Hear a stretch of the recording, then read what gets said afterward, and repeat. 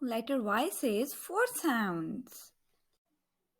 Y says long I sound at the end of small word or a single syllabic word, and it behaves as a vowel because it is saying the sound I.